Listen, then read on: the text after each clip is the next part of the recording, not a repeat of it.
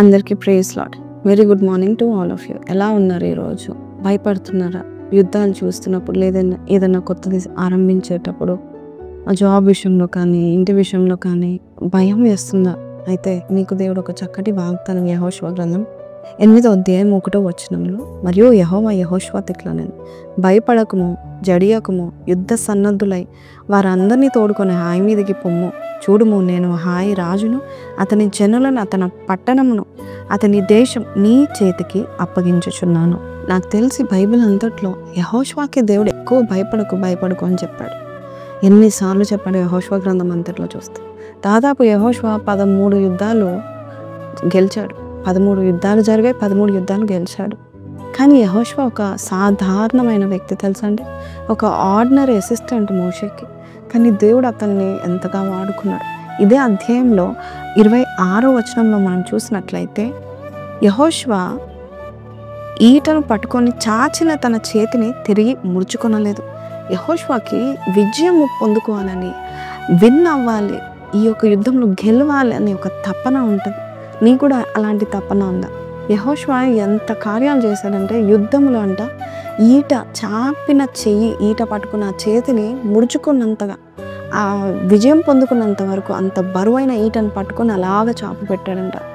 అంటే నాకు గెలుపు రావాలి, నేను విజయం పొందుకోవాలి, నేను I should be the first అని నువ్వు అనుకున్నట్లయితే, దేవుడు అంటున్నాడు, భయపడకు, నువ్వు చేయగలుగుతావు. ఇంతవరకు నువ్వు నీ సొంత శక్తితో నువ్వు చేసావు, కానీ అవ్వలేదు. ఇప్పుడు నువ్వు చూడు, నువ్వు భయపడకు, జడియకు, నేను నీకు తోడుగా ఉన్నాను.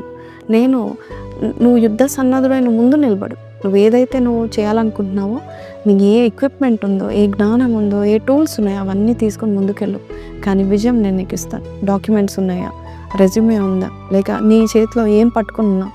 నువ్వు ఏదైనా స్టార్ట్ చేయాలనుకుంటున్నావా? Job shift చేయాలనుకుంటున్నావా?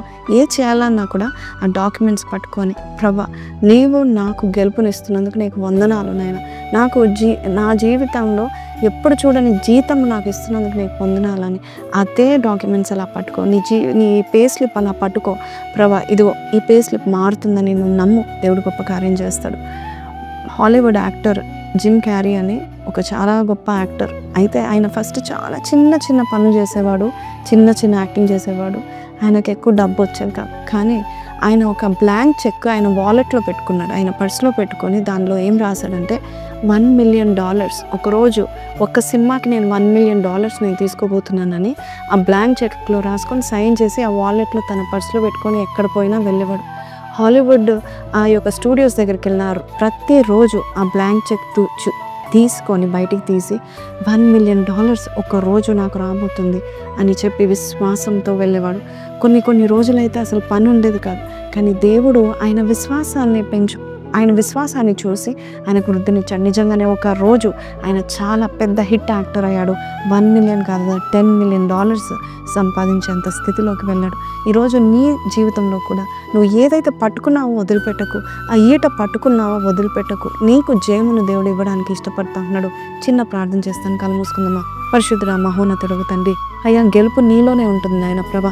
అయ్యా, నువ్వు విశ్వాసం చూస్తావు. ఎవరికి ఎక్కువ విశ్వాసం ఉందో వారిని నువ్వు చూసి వారిని నువ్వు నిరుత్సాహపరచవు నాయన ప్రభా.